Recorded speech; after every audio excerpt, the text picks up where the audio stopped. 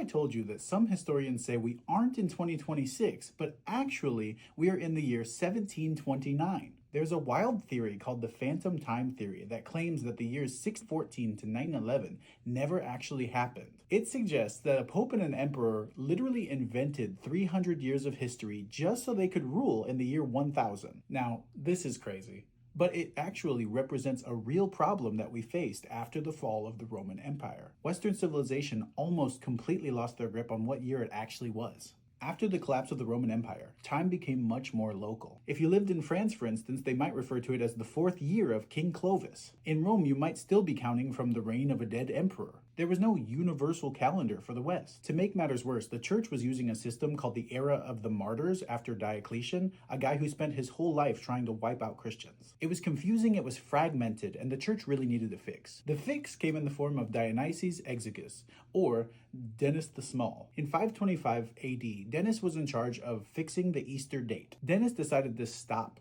naming dates after Western rulers. He estimated the birth of Jesus and declared that year 1, or Anno Domini. He rebooted the Western clock. However, this new timeline wouldn't even start to be implemented for another 200 years by an English monk named Bede, who would use it later in his history book. So did we actually lose 300 years?